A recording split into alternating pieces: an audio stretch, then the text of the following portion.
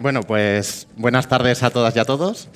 Si queréis, vamos a dar comienzo al laboratorio a la mesa 1. Yo soy Carlos Vadillo, soy una parte del Grupo Motor, como ya os han dicho antes, de la Mesa por la Convivencia, y también soy actualmente el presidente del Consejo de la Juventud de Fuenlabrada. Así que por esas dos razones me ha tocado moderar esta mesa.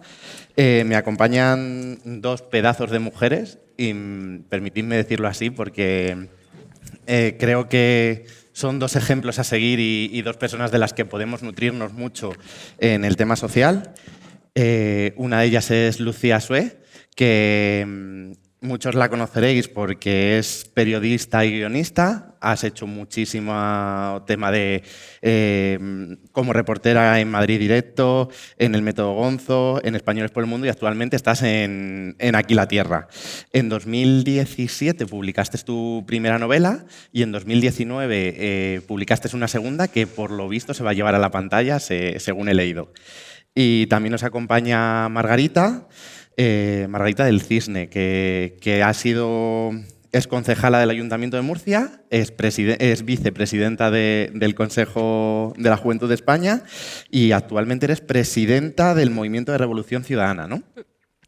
Entonces, lo primero que os voy a pedir es un aplauso para ellas.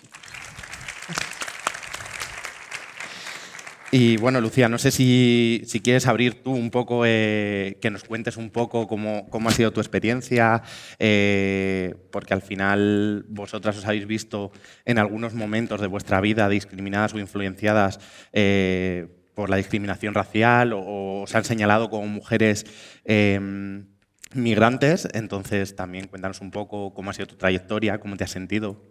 Bueno, antes de nada quería dar las gracias por la invitación, también gracias por la existencia de la propia mesa, por la organización y a todas las personas que han venido, a pesar de que está lloviendo. Es un detallazo, así que muchísimas gracias. Fíjate que cuando hablo de raza y racismo, muchas veces lo primero que me dicen es «pero tú por qué te quejas si trabajas en la tele?», ¿no? Sin entender que para llegar hasta ahí hay un camino, obviamente, y que a veces es un camino más arduo, más tortuoso y, desde luego, muy alejado de cualquier atajo, ¿no? Entonces, tengo aquí bastante información, pero el punto de partida para mí es hablar de cómo yo no soy migrante. Mi padre es de Guinea Ecuatorial, él sí es migrante. En su momento, migrante español, tan migrante como podía ser una persona que viniera de Extremadura o Andalucía, porque mi padre llegó antes de que su país se independizara. Sin embargo, a él le felicitan por lo bien que habla español y a mí también, ¿no? Y eso conecta totalmente con el borrado y con la amnesia colonial consciente que existe en España, ¿no? Hay cosas, hay episodios que han desaparecido de los libros de texto y eso provoca que las personas negras siempre seamos leídas como eternas recién llegadas, ¿no? La gente llega, pero nunca está, y menos aún es, ¿no? Es precisamente por eso nos felicitan por lo bien que hablamos español y precisamente por eso también nos hacen esa pregunta con eco, ¿no? ¿De dónde eres? ¿De España? España, España. Madrid, Madrid, Madrid. Alcorcón, Alcorcón, Alcorcón. Y no hay más Alcorcones, porque Alcorcón solo hay uno. Y es maravilloso, además, ¿no? Entonces, bueno, pues esto... Gracias. ¿Hay alguien de Alcorcón ahí? ¿Hay alguien? Bueno... El caso es que, bueno, esto conecta un poco con de lo que voy a hablar, que es de lo sistémico. Por supuesto que se colará alguna anécdota, pero es importante entender que lo que nos pasa a las personas negras, a las personas no blancas, personas racializadas, no nos pasa porque sí. O sea, no es una cuestión que tenga que ver con la casualidad o la mala suerte, sino que hay algo sistémico mucho más grande que es lo que provoca que ese tipo de vivencias se den, ¿no? De manera repetida, al mismo tiempo en diferentes sitios y a diferentes personas. El punto de partida es, como digo, la realidad intra y extramuros. Tú dentro de tu casa vives una cosa y fuera te encuentras otra. Y lo que ahora leemos como riqueza, porque lo es, que puede serlo en términos lingüísticos, en términos culturales, etcétera, etcétera, cuando eres pequeña no lo ves así, porque tu realidad puede que genere sorna, que la gente se ría, que se metan contigo. Y tengo un pasaje que me gustaría leer que tiene que ver con lo gastronómico, que hablando con personas migrantes chinas o de ascendencia china también comentan lo mismo, ¿no? Como, ay, aquí huele raro, o la gente india también, ¿no? El tema del curry, etcétera, etcétera. Y para ti, en cambio, es una manera de estar en tu otra tierra, ¿no? De alguna manera. Aunque me despertara despistada, de pequeña sabía que era fin de semana por cómo olía a cacahuete tostado. Toda la casa se impregnaba de ese aroma y también de la actividad y la energía que había en la cocina. Era contagioso. De modo que me levantaba de la cama casi corriendo, dejando las sábanas mitad revueltas, mitad en el suelo. Ni siquiera iba al baño. Mi primera parada era aquel punto del cual emanaba la fragancia de mi tierra, de mi otra tierra. Teníamos una puerta corredera y la abría con furia. Entonces los sonidos de la cocina se amplificaban y la radio, que en mi casa se escuchaba a todas horas, se oía más clara.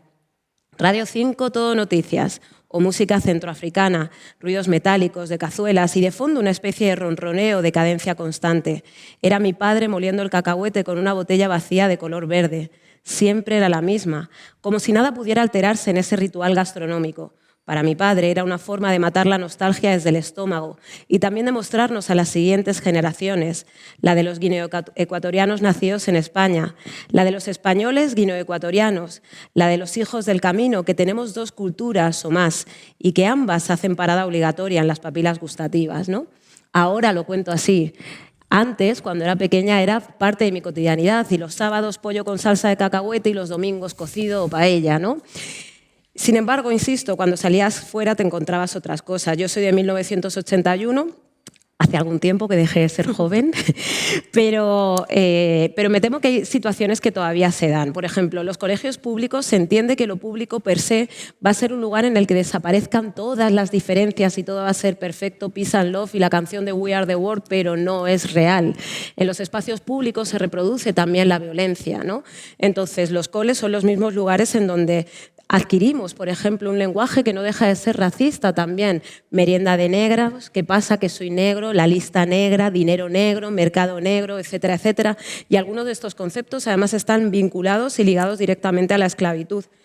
El colegio es también un sitio en donde pues padecemos bullying o se padece bullying y que nos defendamos no significa que no exista ese bullying, ¿no? Y tenemos el mismo derecho a defendernos que a quedarnos llorando en una esquina. Entonces, ¿qué sucede? Que hasta hace relativamente poco, cuando se hablaba no, ni siquiera se utilizaba la palabra bullying ni acoso, ¿no? Se decía que eran cosas de niños y ya está. Entonces no se le prestaba importancia, no había protocolos.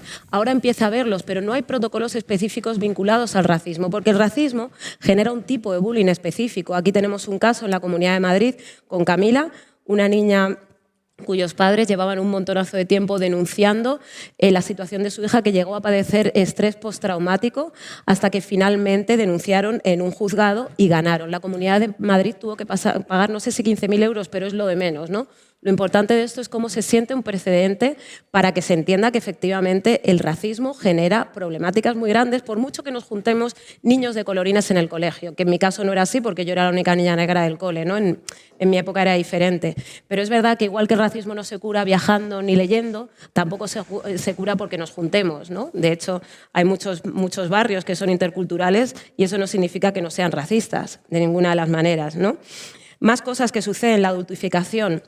La obligación de ser fuertes. Entrevisté a una cirujana que se llama Ángeles Boleco, afrocatalana, de ascendencia guineana, también bubi, y ella contaba cómo en el colegio fue cuando se tuvo que hacer fuerte, y eso es lo que forjó su carácter para el resto de su vida, para no tener miedo a estudiar una carrera que, pues, en donde no es fácil, ¿no? Convertirse en cirujana, donde hay que esforzarse un montón y demás. Pero claro, esa madurez que tenemos que tener por narices de alguna manera y que nos imponen, no es algo casual, ¿no?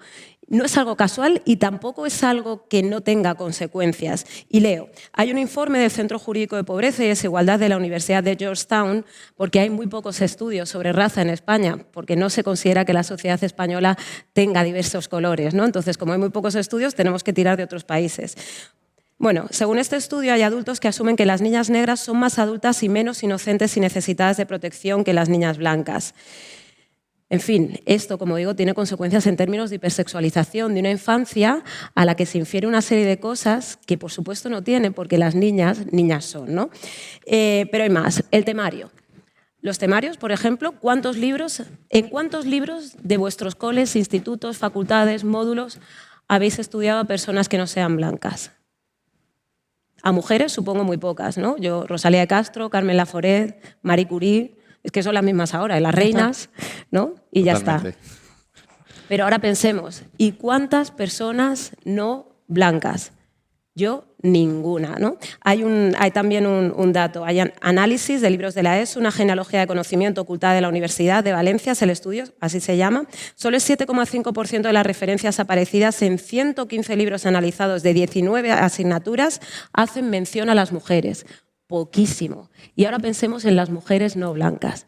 Yo podría decir un montón de mujeres que a mí me hubiera gustado estudiar, no solo por el hecho de que yo soy una persona negra, sino porque son mujeres muy potentes que les serviría a todo el mundo. Porque al final esa falta de referentes no solo tiene consecuencias en las personas no blancas, que es verdad que al final crecemos sintiendo que no tenemos derecho a estar en ningún espacio, sino que es una pena para el resto de la sociedad porque él mira al mundo de una manera muy pequeñita y contra eso también se tendría que luchar, ¿no? Bueno, y ahí, por supuesto, entra Guinea Ecuatorial, ¿no? Que nos sigan enseñando que las últimas colonias fueron Cuba, Puerto Rico y Filipinas. ¿Y qué pasa con Sáhara y ese desastre? ¿Y qué pasa con el norte de Marruecos o qué pasa con Guinea Ecuatorial? Después suceden otras cosas, ¿no? Como no tenemos referentes, a veces las realidades de las familias migrantes son muy complicadas en términos económicos, con padres y madres que trabajan un montón de horas, con peques que están solos muchísimo rato, a veces solo están las madres. Entonces, como digo, esto tiene consecuencias. Volvemos a lo de la adultificación. Se les exige que sean supermaduros, responsables y que estudien.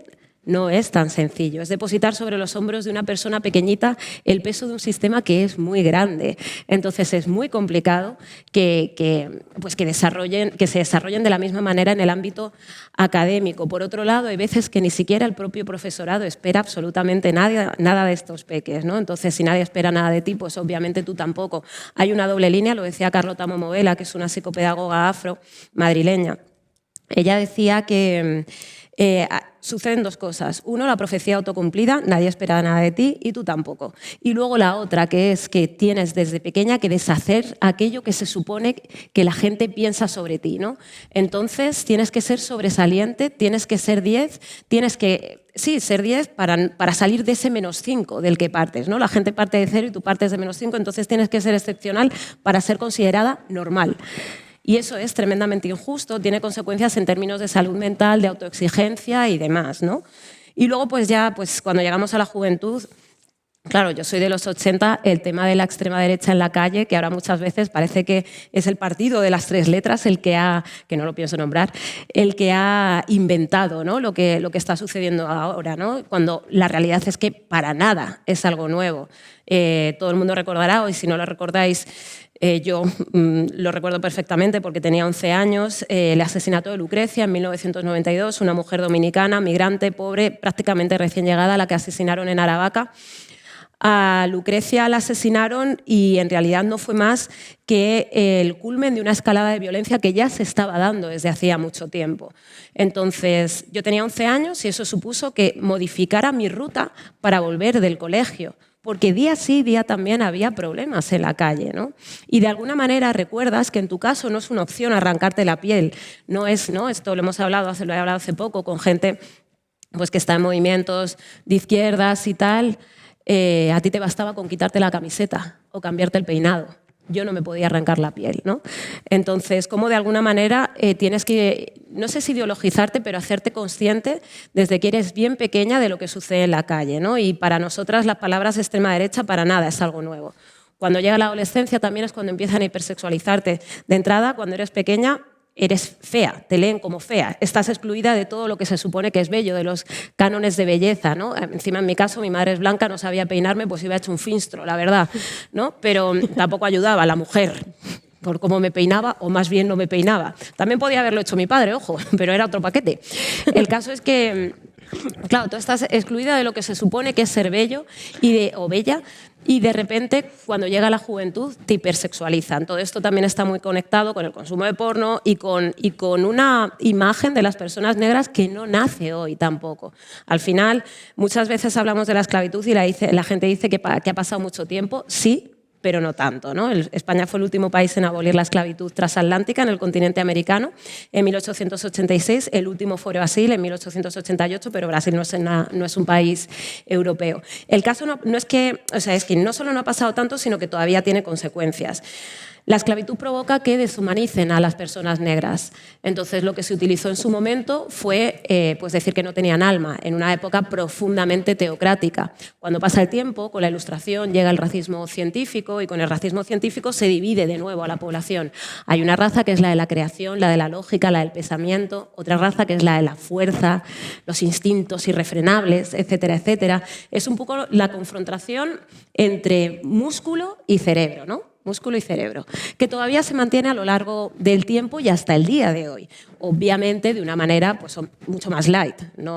Ahora mismo no estamos exponiendo a gente en museos, aunque hasta hace no tanto tiempo estaba el que llamaban el negro de Bañolas en un museo en Bañolas, en Girona, ¿no?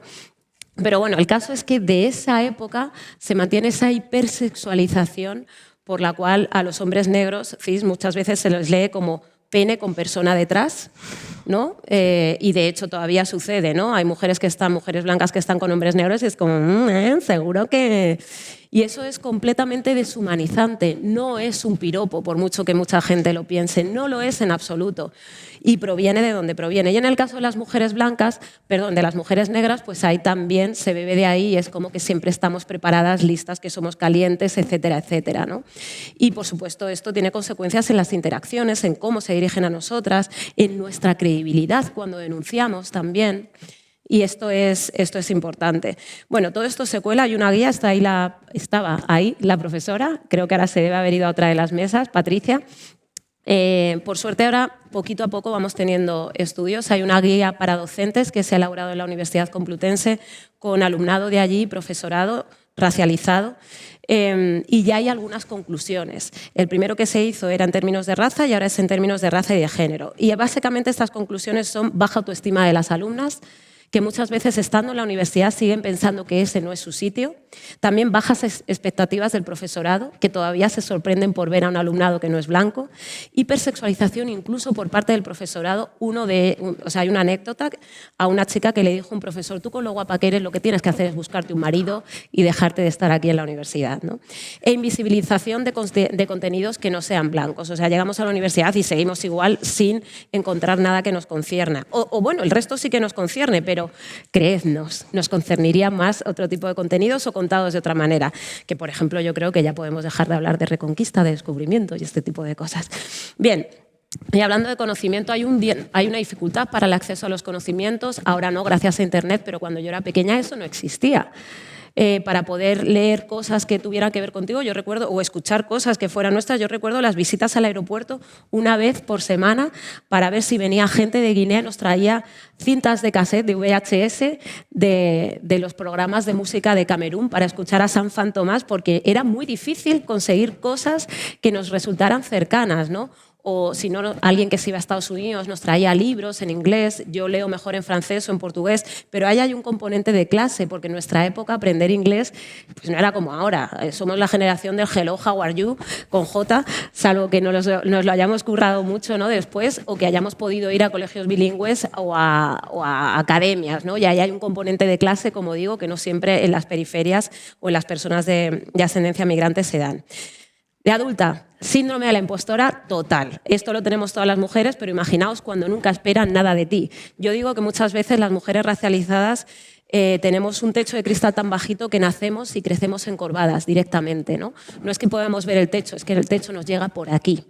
Entonces, bueno, esto tiene consecuencias. Yo ahora que efectivamente mi novela la ha comprado Netflix para hacer una serie, cada vez que voy a una reunión con Netflix, hola, gracias, por favor, de nada, gracias. Estoy muerta de miedo, siento que ese no es mi sitio. Mi jefaza en Netflix, que es una de las grandes jefas, la segunda más importante de Netflix aquí, me dice que conmigo está haciendo una labor más que de guionista, de coach, porque no me creo que esté ahí. Porque cada vez que voy pienso que me va a decir, bueno, ya está, esto se ha acabado, ¿no? Porque es muy difícil imaginarlo, porque estamos en 2022 y todavía no tenemos ni una serie protagonizada por una persona que no sea blanca a día de hoy, y menos aún por una mujer que no sea blanca. Entonces, claro, es difícil y tienes miedo. Y yo, de hecho, he empezado terapia ahora porque tengo un pánico atroz, tengo pánico a que guste, tengo pánico a que no guste, tengo pánico a todo, porque es algo que me viene muy grande y no dejo de ser una señora de Alcorcón que nunca esperó algo así. Y luego, bueno, pues están los medios de comunicación que es el antiperiodismo en toda regla, ¿no? En los medios de comunicación no hay una narrativa de la normalidad, no hay una narrativa de lo cotidiano en lo que respecta a las personas migrantes o de ascendencia migrantes. La gente migrante solo sale vinculada a lo que se llama inmigracionalismo, que es la mezcla de inmigración, y sensacionalismo es un término de rezacoge, ¿no?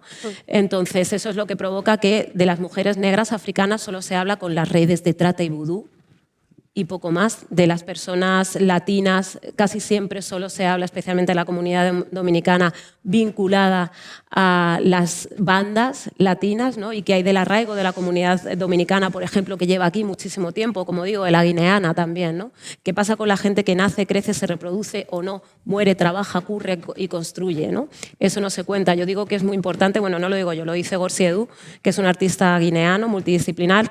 Él dice que ya está bien de hablar siempre o de dividir entre huéspedes y vecinos, porque al final cuando eres huésped, cuando llegas en esa narrativa constante de la llegada, provoca que te lean como huésped.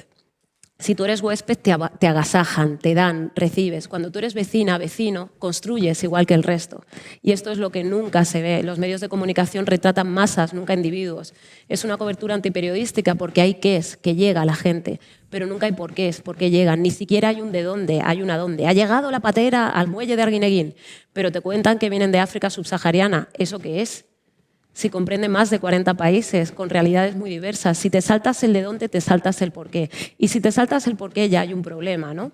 Entonces, bueno, yo con los medios de comunicación me podría liar, pero bueno, hay más, me gustaría que se plantearan también, ¿no? Con cuántas personas no blancas trabajáis, con cuántas personas no blancas estudiáis, cómo son los colegios que vemos públicos, porque ahora mismo están llenos de gente con orígenes diversos, pero en la universidad seguimos encontrando a muy poca gente y no basta con que echemos la culpa a esa gente que no llega, sino que nos tenemos que plantear por qué no llega esa gente, qué pasa con esa falta de referentes. Luego, que no basta con llegar tampoco a los sitios, que luego está también lo difícil que es estar ahí, el sesgo en la contratación, el sesgo también que hay a la hora de poder ascender, los problemas en el alquiler, que esos son problemas que tienen las personas adultas, ¿no? Tengo aquí un dato. 462 llamadas se hicieron a 250 agencias, de 20 agencias inmobiliarias de 4 ciudades, y de las personas a las que no ofrecieron piso, más del 70% era de origen extranjero y, pone aquí subsaharianos, yo diría personas negras, las que más negativas recibieron. Esto es un problema, porque la vivienda es un derecho que hace mucho tiempo nos olvidamos de él. Pero es que encima ni siquiera el acceso a la vivienda se está garantizando para muchas personas y se ha normalizado que haya gente que diga no alquilo a personas migrantes. Y eso es muy heavy. El Ayuntamiento de Barcelona ha tomado cartas en el asunto y ya está denunciando también a portales que permiten algo así. En fin, aparte hay una narrativa de la hipersexualización, del dolor, pero yo quiero hablar de las consecuencias, y las consecuencias de todo esto es que tenemos una desafección nacional brutal. Es muy difícil sentirte de un lugar en el que no te sienten. A veces creamos matrias alternativas. A mí me cuesta sentirme de España, pero me siento de mi Alcorcón, porque es un lugar en el que me han reconocido. A veces del camino, a veces del país de mi padre, que también es el mío. Hay gente que dice que le pertenece a su madre y ya está, y otros dicen que al hip hop. Y me parece interesante esa creación de matrias porque es bonito, pero también hay un dolor que lo motiva, ¿no? También pasa que crecemos a veces con complejos y otras personas crecen o crecemos creyéndonos más que el resto, ¿no? Porque la gente te va diciendo, si eres empollona, como era mi caso, ¿no? Si tú no eres como el resto de negros, y tú decías, oh, qué bien, hasta que entiendes que no hay un resto y que eso es tremendamente injusto. Entonces, bueno, tenemos las redes sociales para contarlos de otra manera, lo estamos haciendo, pero eso tampoco es un espacio seguro. Un 82,61% de las activistas participantes en un estudio afirman haber sido afectadas por violencias digitales, el 37% hablaban de feminismo y el 26% de racismo. Imaginaos las feministas negras, que hablamos de racismo y de machismo. Y ya me callo porque creo que me he alargado. Muchas gracias.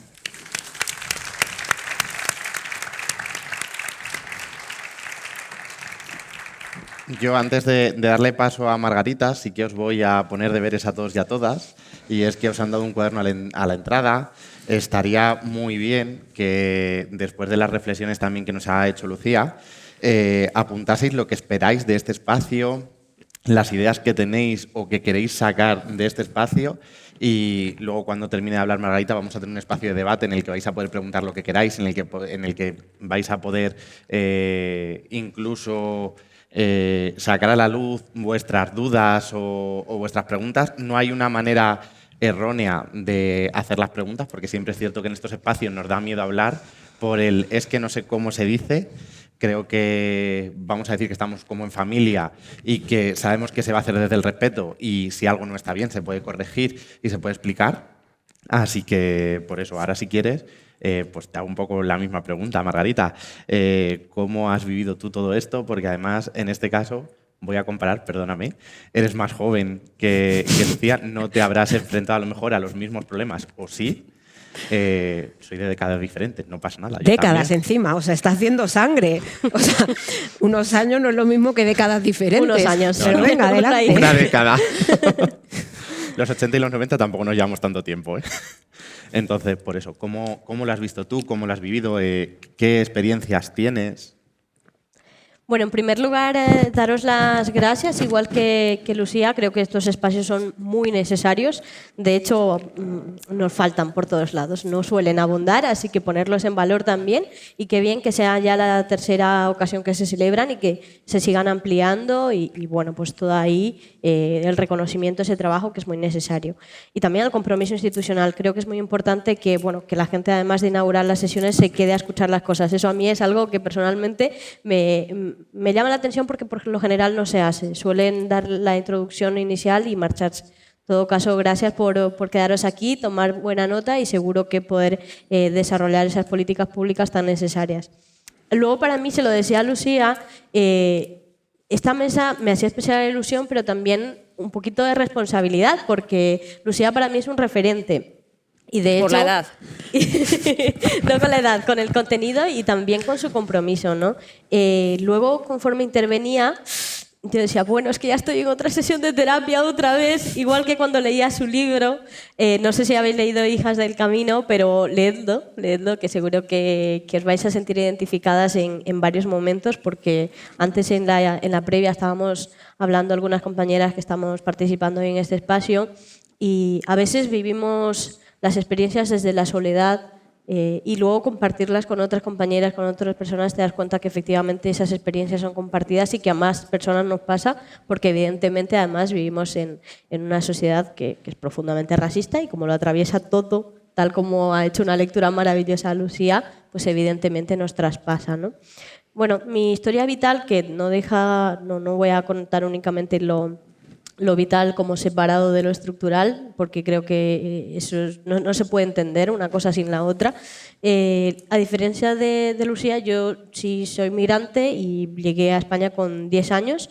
También digo que después de un poco vivir distintas experiencias o conocer distintas realidades de personas que han llegado más jóvenes y en la adolescencia, yo me considero, dentro de lo que cabe, una persona que ha tenido un proceso migratorio, bueno, aceptable, porque bueno, vine con 10 años, mis padres me trajeron, llegué a Murcia. También era la primera migrante en el cole, bueno, era la segunda. Había un chico más, ecuatoriano también. Yo llegué ya pasados agosto, no quedaba sitio en ningún sitio público, me mandaron un concertado, nos peleamos un poco, al final me aceptaron, porque claro, no vaya a ser que bajen la media y todas estas cosas, y que conforme hablaba Lucía yo me sentía reconocida porque efectivamente lo primero que tuve que enfrentar yo es los comentarios en clase que eran, bueno, ya viene otra sudaca a sacar malas notas. Entonces lo primero que tuve que hacer yo, que ya de pequeña los migrantes cuando nos tenemos que quedar mucho tiempo solos, pues maduramos antes, lo que decía también Lucía, y adquirimos una serie de responsabilidades que a lo mejor no los niños no deberían asumirlas, pero bueno. Pero luego llegas y cuando llegas te encuentras eso, ¿no? Un clima en el que te dicen, no, es que tú por ser de fuera ya vas a ser de una manera determinada. Entonces tú automáticamente coges, entre los dos caminos que decía Lucía, yo me fui por el de, no, entonces tienes que ser sobresaliente para demostrar todo el rato que efectivamente no eres como te están diciendo que eres, ¿no? Bueno, tardé muy poquito tiempo en ganarme el respeto de la clase a base de sacar muy, muy buenas notas, pero efectivamente eso tenía una traducción en una elevada autoexigencia, ¿no? Y efectivamente, otra cosa que decía Lucía, por eso os decía yo que me sentía como muy reflejada en lo que decía y me sentía como si estuviese en terapia, es que yo tardé mucho tiempo en aceptar que ser vulnerable está bien y que puedo ir a terapia. y hacerme cargo de esos dolores que implica un proceso migratorio es profundamente doloroso, ser migrante en ese país es doloroso, ser racializada duele, que podemos hacernos cargo de este tipo de dolores y que podemos sanar y que podemos ser más resilientes, fue un proceso.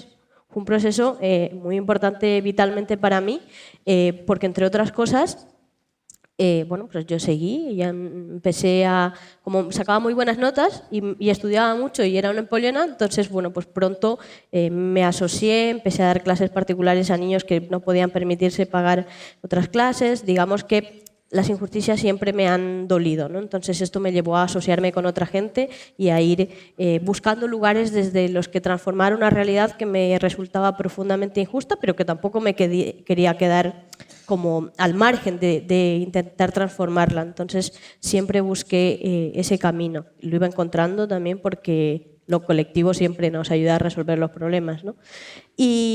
Y así es como iba conociendo otra serie de realidades y, bueno, un poco más adelante yo ya me involucro en la política. Finalmente llego a ser concejala de un ayuntamiento de Murcia con 22 años, que era joven, mujer y migrante. Bueno, ese cóctel era un poco complejo de manejar porque efectivamente era la primera concejala de origen migrante en Murcia y eso pues no se veía. Y claro, si no se veía, y además no cualquier migrante, porque además pues, yo pude ir a la universidad gracias a que tuve una beca, gracias a que mi madre y mi padre trabajaban, gracias a que yo limpiaba casas con mi mamá y daba clases particulares. Quiero decir que la clase en mí está muy marcada porque sé lo que nos ha costado y como sé lo que nos ha costado, efectivamente, si estoy en la institución, no es que lo iba a olvidar.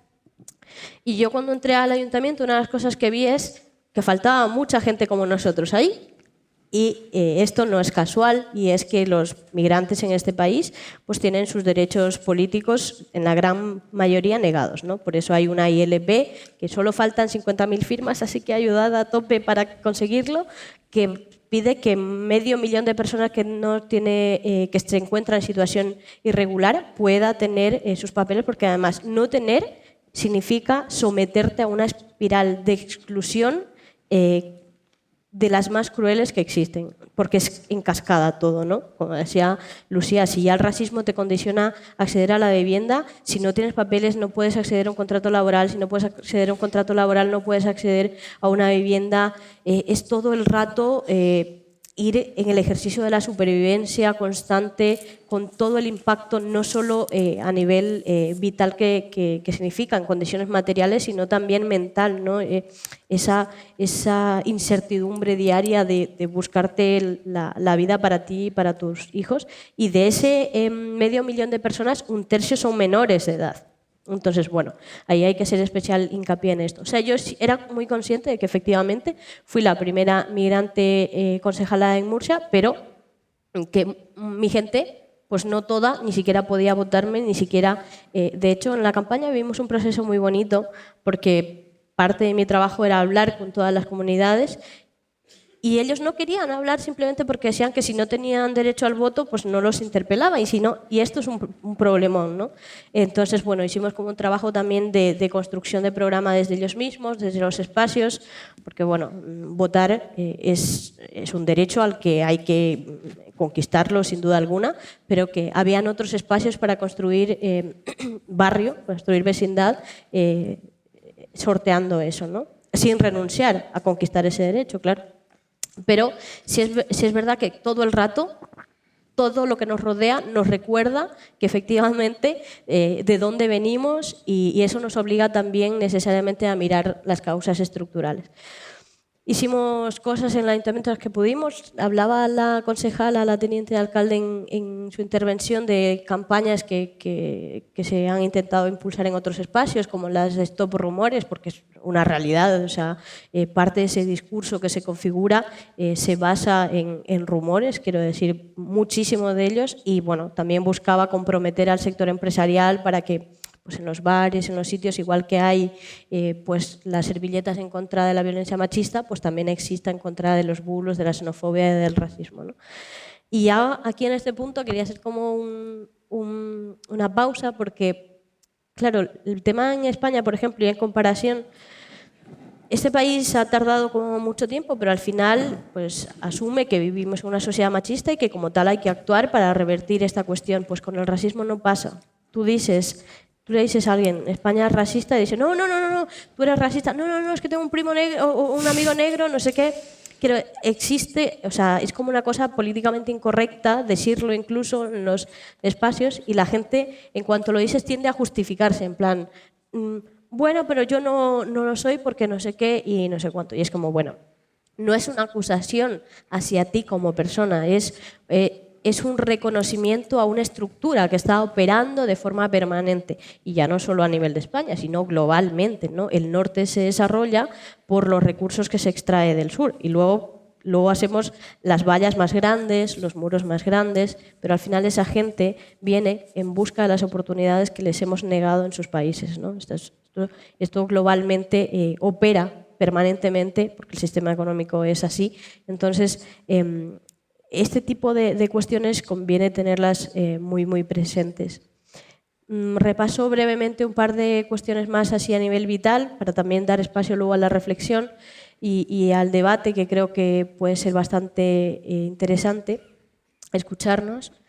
Yo llego después al Consejo de la Juventud de España y ahí lo que me pasaba y lo que me ha pasado finalmente, ya cuando llegó el momento el mandato dura 2 años y tenía la opción de repetir o no repetir. Yo ya tengo 29 años, entendía que el proceso, pues alargarlo hasta los 31 podía, pero realmente entran generaciones con 21 o 22 años y ya no tienen nada que ver su realidad vital con la mía de 29. Yo dije, Marga, hasta aquí está bien, continuamos por otros espacios. Cuando yo me fui, ¿tú crees que se planteó que en el equipo entrante hubiese otra persona migrante o racializada y demás? Y esto tiene que ver con lo que antes decía Lucía, de cuando llegamos y estamos en los sitios, somos fácilmente intercambiables. Estamos, pero cuesta mucho que nos quedemos y que otra gente siga siendo... Evidentemente hemos podido hacer cosas, sobre todo dar formación en materia antirracista por los mismos activistas antirracistas, que esto es importante, que no leamos, pues bueno, el colmo sería que no tengamos en cuenta las miradas antirracistas para formaciones de este tipo, pero pasaba, ¿no? Pues ese tipo de trabajo o la visibilidad de los referentes, de los que antes hablaba Lucía y que son determinantes, o sea, en la medida en la que consigamos que existan personas referentes en todos los ámbitos de la sociedad, también estaremos ayudando a que la gente aspire a ser como ellos, se vea reflejado en ellos y bueno, esto es un poco todo lo que hemos ido viviendo también, porque lo personal evidentemente es político y esa es una de las cosas que tratamos de no olvidar en cualquiera de los espacios que estemos y así, para dejar algún tipo de cuestión que también me ha ido pasando a lo largo de la experiencia vital, en algún momento en el ayuntamiento, cuando cuestionaba políticamente cosas, que lo podemos hacer perfectamente, que para eso estamos allí, la respuesta de algunos sectores mezclaba esa respuesta entre machista y racista, ¿no? O sea, les incomodaba de una forma bastante clara que una persona como yo pueda estar defendiendo los intereses de mis vecinos y vecinas murcianos y murcianas que me habían votado para que yo estuviese ahí, ¿no? Y bueno, pues quizá la más clara es que pues una persona de un partido, de un barrio, un líder local, pues no le gustó una crítica política que hizo y tuvo a bien sacar un comunicado en prensa diciendo que me fuese a fregar platos, ¿no? Y él lo hacía como un arma arrojadiza contra mí, pero a mí lo que hizo es hacerme sentir orgullo de clase, porque si yo estaba en un sitio así es porque mi mamá había trabajado mucho tiempo cuidando personas mayores prácticamente sin derechos para que yo pudiese ir a la universidad, y si yo soy primera generación que ha ido a la universidad en mi familia, al espacio al que vaya no me voy a olvidar de dónde vengo. Y entonces eso para mí fue... bueno, luego las compañeras del movimiento feminista señalaron esto, evidentemente, porque no se puede tolerar cualquier cosa, porque la violencia política contra las mujeres es una constante, pero aún así no hay que normalizar esto, y luego terminó dimitiendo y se produjo un movimiento de sororidad muy bonito, pero aún así lo que quiero poner sobre la mesa es que todo el rato nos pasan cosas que nos recuerdan quiénes somos, de dónde venimos y nosotras no podemos permitirnos el lujo de olvidar nuestros orígenes, porque eso lo que nos hace es el borrado de nuestra historia y nos desdibuja, y lo que pasaríamos a ser, y esto es algo que personalmente he denunciado en muchas ocasiones, es participar en los espacios como una nota folclórica. Y si nosotros queremos tener derechos, los plenos derechos que nos corresponden, porque tenemos obligaciones, por eso también queremos tener derechos, tenemos que hacerlo desde ese punto, desde ese reconocimiento, desde esa participación plena, y asumiendo que efectivamente estamos en la sociedad que estamos, pero también trabajamos todos los días para cambiarla porque queremos a este lugar, por eso estamos aquí, lo queremos y por supuesto, como decía Lucía, a veces nos refugiamos en las matrias más pequeñas, ella en Alcorcón, yo en Murcia, cada una en los lugares o a veces en Ecuador, depende, ¿no? Cada una va buscando el refugio, el sitio seguro, porque no todos los días ni todas las horas podemos estar en un sitio hostil. Por eso siempre intentamos volver a un lugar que nos sea raíz para poder impulsarnos. Pero yo creo que esto que estamos haciendo aquí es muy bonito porque nos permite generar un diagnóstico, compartir unos dolores que son comunes, pero sobre todo generar sinergias y construir desde un horizonte de esperanza de que las cosas se pueden cambiar y se van a cambiar en la medida en la que lo hagamos juntas y juntos.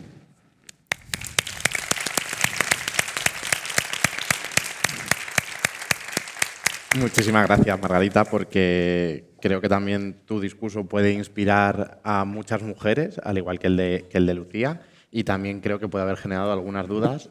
No sé si ya tenéis alguna pregunta, alguien del público pensada, si no, yo os voy lanzando preguntas para abrir debate y que vayamos generando también un poco el espacio para que podáis participar. Hay una pregunta ahí. Bueno, yo quiero romper un poco el hielo. Mi pregunta va para ti, Marga. Has comentado que fuiste concejala muy joven, con 22 años. Me he sentido muy reflejada o me he sentido muy similar a ti, hija de limpiadora, concejala también muy joven. Yo entré con 24 años. Y a mí lo que me ha ocurrido muchas veces en varias ocasiones, ¿no? Al ser tan joven a día de hoy, me ha pasado que he llegado a eventos, he llegado a actividades y me han preguntado si era la hija de algún concejal o la hermana de alguna concejala, y aquí hay gente que puede corroborarlo. Entonces, a mí me ha ocurrido esto por el hecho de ser joven, que ser una concejala joven es algo que suele chocar mucho, y a ti te habrá ocurrido, creo que algo parecido o incluso peor, porque a ti te habrán confundido imagino que con otra persona, nunca te habrán puesto la etiqueta de concejala, igual que a mí en algunas ocasiones, te habrán puesto otras, y me gustaría que nos comentaras pues, si te ha ocurrido y en qué sentido te han hecho esos comentarios. Pues sí, la verdad es que claro, es que se conjugan varias cosas, ¿no? Primero, mi solidaridad contigo, porque efectivamente ser joven haciendo en política en una sociedad adultocéntrica que piensa que no podemos votar teniendo 16 años ya es complicado, ¿no? Y luego cuando estamos en el desempeño de nuestras funciones también nos obligamos incluso a ser mucho más rigurosas, serias, para que se nos tome en cuenta y demás. Yo no sé si a ti eso te pasa, pero era como una cuestión, y esto es muy subjetivo, ¿no? Es lo que decías antes de esforzarte para demostrar todo el rato, ¿no? Porque al final también tienes como que hacerte merecedora todo el tiempo de que efectivamente si estás allí es porque sabes hacer las cosas, ¿no? Y bueno, cosas así puntuales que me han pasado. Claro, a mí en mi caso se sumaba que además era migrante y que yo lo que hacía es abrir el despacho. O sea, yo parto del análisis de que las instituciones son herméticas a la población en general y particularmente a la población migrante, y como yo soy migrante, pues no me iba a quedar con los brazos cruzados. Entonces mi despacho siempre era, por las tardes estaba abierto, por las mañanas también, pero yo estaba haciendo muchas cosas fuera, entonces por la tarde por lo general la gente venía a reunirse, a organizarse en el despacho, lo que necesite. Claro, tú entras por la puerta, perfecto, entras acompañada de 3 personas negras. Esto ya, los policías de la puerta nos siguen. Oye, perdona, ¿dónde vais? Es que necesitáis permiso para estar aquí. Yo sí, bueno, voy a mi despacho porque trabajo aquí, no sé qué. ¿Y dónde? Yo soy la concejala tal. Automáticamente, obviamente, cambian sus modos, sus expresiones y demás, porque evidentemente no te detienen por qué parar en la mitad, ¿no? Y demás. Cuestiones parecidas, y esto, porque toca a la policía, es también un poco complicado, es... La policía reconoce a sus concejales porque es policía local y, bueno, pues efectivamente, pues no lo reconoce, ¿a que no? ¿Ves? Pero si es una migrante, pues todavía más. Porque un momento, bueno, pues en los sitios donde están los jóvenes se hacía una batida de reconocimiento, pero entraron muchísimas patrullas y yo me acerqué a ver qué estaba pasando porque, evidentemente, pues quería saber lo que ocurría allí. Yo llegué, hola, disculpe, señor, no sé qué, teniente, no sé cuánto. Y automáticamente, claro, también ten en cuenta que yo soy pequeñita, que mi expresión corporal tampoco es que fuese una cosa ahí, que fuese a asustar a la gente. Y automáticamente era, pero bueno, ¿usted qué quiere? ¿Por qué está aquí? ¿Qué hace aquí? Yo, a ver, soy la concejala y me gustaría saber si va todo bien, no sé qué, no sé cuánto, simplemente es una cuestión de información. Perfecto. O sea, era tan grande el cambio del momento del el tratamiento sin etiqueta al momento en el que te tenían que reconocer como una autoridad local, que a mí personalmente era una cosa que nunca llegué a comprender. Afortunadamente yo salí del ayuntamiento y seguí siendo una persona absolutamente normal, o sea, si a mí me tienen que parar, me paran y no pasa nada, pero es verdad que son como cuestiones que van operando todo el rato y no operan solo por el tema de ser joven, sino mujer y en este caso migrante, pero sí, a mí todo el rato con el tema de los consejos, los órganos internos, siempre había momentos en los que tenías o bien que ganarte el respeto o bien que incluso, no sé si a ti te ocurre, pero a mí personalmente yo ya hablaba como muchísimo más adulta de lo que era. Y había cambiado todo ese tipo de formas de expresión porque el contexto de alguna manera me lo estaba exigiendo, ¿no? Para que yo pudiese interaccionar con mis pares sin que ellos me prejuzgaran o me invalidaran mis argumentos por el hecho de ser joven, ¿no? Entonces, bueno, aquí operan muchas cosas y yo creo que también hay que hacérselo ver, porque el ejercicio de la política no puede ser para unos pocos y que no representen al conjunto de la sociedad, sean jóvenes, sean mujeres, sean migrantes, sean trabajadores del campo, sean barrenderos, sean médicos. O sea, en la medida en la que no estén representadas las capas de la sociedad, difícilmente se va a poder hacer una política inclusiva, ¿no? Esto es una de las cosas que hablábamos desde el Consejo. Por ejemplo, tuve la oportunidad de hacer... Yo llevaba un proyecto europeo que era Diálogo con la Juventud y tenía la posibilidad de hacer encuentros y yo hice uno virtual con diputados y diputadas del pueblo gitano, migrantes y racializadas. Claro, y una de las cosas que resuenan en esto es que hay una infrarrepresentación tan grande en ese ámbito y ellos decían, es que ¿cómo vamos a conseguir unas políticas públicas inclusivas con una representación excluyente, ¿no? Esto por poner un poco en contexto, incluyendo obviamente la cuestión de las personas jóvenes. O sea, hasta que no estemos representadas todas y todos va a ser bastante más difícil. Y luego eso te lleva también a las políticas de respetabilidad, ¿no? Claro. Tener que vestirte de una manera, tener que hablar de un modo, Totalmente. a veces incluso estar impostada, entiendo yo, como joven y no. O sea, a mí, por ejemplo, yo he ido a presentar un evento de una asociación feminista y demás, y me han dicho, date prisa, ahí está el cuarto de limpieza, está llegando ya todo el mundo y tienes que dejar esto limpio. Sí. Por cómo se entiende que... O sea, e iba vestida de domingo y especifico esto porque es importante, ¿no? Quiero decir, bueno, aquí hoy vengo con deportivas y tal, pero yo iba arreglada, pero se daba por hecho que yo solo podía dedicarme a según qué cosas. Pero por otro lado tiene sentido, porque al final lo que sucede es que estamos arrastrando narrativas que no nacen hoy. O sea, ya está el cuadro de la cena de Maús, que lo llaman La mulata popularmente, un cuadro del siglo XVII de Velázquez donde ya se ve a una mujer negra o mestiza limpiando, ¿no?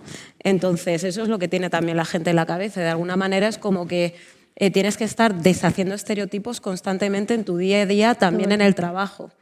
Total.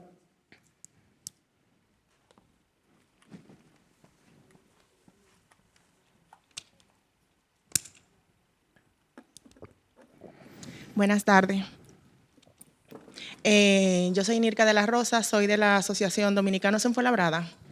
Yo tengo una preocupación terrible. Tengo 2 niños.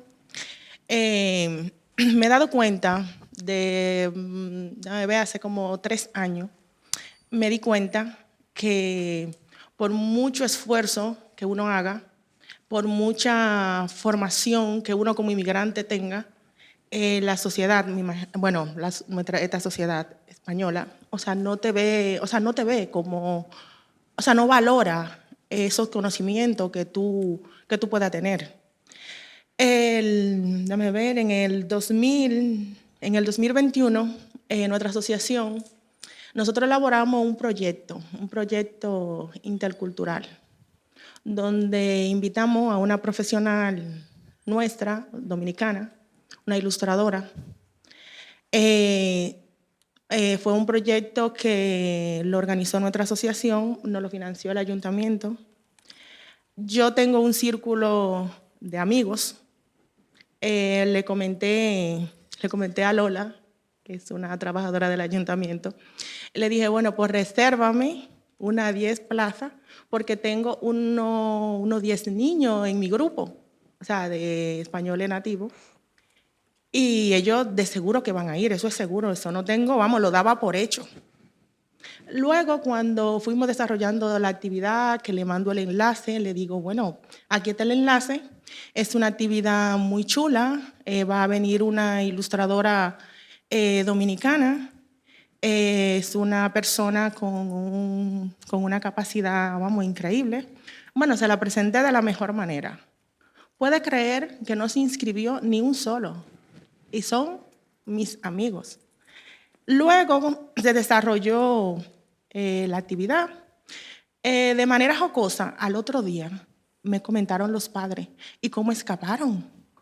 ¿Y cómo escaparon de esta actividad? Digo yo, ¿cómo así? Me dice, ¿salieron bien? Digo yo, no, dime cómo que sí salimos bien. Era una actividad cultural. Allí íbamos a compartir, a pintar con los niños. El ayuntamiento había comprado un sinnúmero de material, interesantísimo, y los niños se la iban a pasar muy bien. Me dice, nosotros pensamos que no sé, pensaron, como que iban a pelear o algo así, o como que se iba. Digo, pues no. Digo, es que tenéis una imagen muy fea. No sé de dónde viene esa imagen. Porque, por ejemplo, el otro día pasaron unas situaciones, ahí, voy contando episodios, porque son muchas situaciones. En estos días pasaron unas situaciones aquí en Fuenlabrada y en Alcorcón, no sé si la habrá visto en la prensa. De repente estoy yo viendo la tele y sale, uno de los que están ahí en la tele.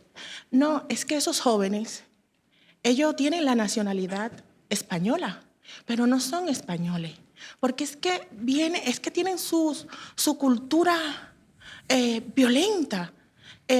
Digo, y yo de ahí digo, ¿la violencia es cultura? Pensé en ese momento. Pero digo, ¿cómo es posible? Entonces yo siempre me pregunto, digo, bueno, para uno criar, uno no puede criar solo. Uno tiene que tener una sociedad que te ayude. Pero si nosotros como inmigrantes, ya, nacionalizados, por ejemplo, ya yo tengo derecho al voto, pero aún así, yo me siento, no es que no me sienta española, es que tú no termina de, ¿me entiendes?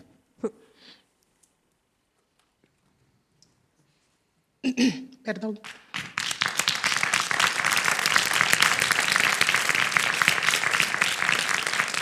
Y en verdad, como muchas veces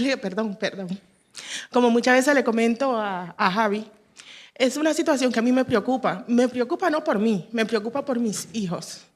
Yo quiero que mis hijos crezcan en una sociedad, ¿sabes? Que inclusiva, pero inclusiva de verdad. ¿Sabe? Que existan proyectos de verdad. No una sociedad que me diga, o sea, donde un amigo te puede decir, yo trabajo como negro. Y yo digo, pero perdón, ¿cómo que tú trabajas como negro? O sea, yo soy negra, pero yo trabajo por lo mismo que tú trabajas. Yo trabajo para mantener a mi familia. La esclavitud se abolió hace mucho tiempo. Entonces son cosas que tú, por mucho que tú quieras pertenecer, o sea, tú no terminas de sentirte parte de esta sociedad. Y yo creo que me permito pensar que la política influye mucho.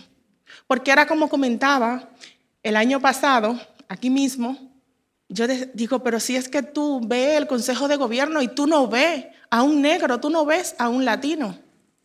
Tú en ninguna parte, por ejemplo, aquí mismo en Fuenlabrada, me lo permito y me perdonan si ofendo, pero aquí tú, por ejemplo, yo no veo un concejal negro y no veo un concejal, ¿sabe?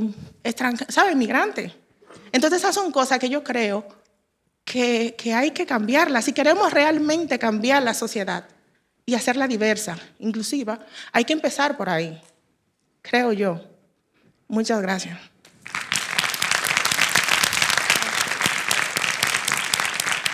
¿Empiezas tú?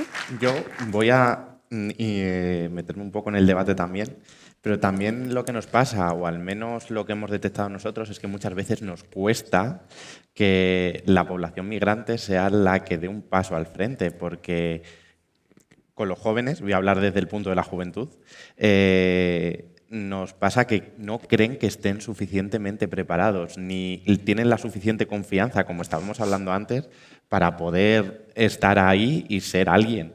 Entonces, creo que también tenemos que trabajar mucho con la autoestima de las personas e impulsarles para que sigan estando en espacios públicos, sobre todo, y que igualarlos al resto de personas, porque todos somos iguales independientemente de las creencias, raza, orientación sexual e identidad. O sea, creo que tenemos que trabajar muchísimo en ese aspecto. Y ahora ya sí que os dejo a vosotras. Claro, aquí la movida es que es normal, quiero decir.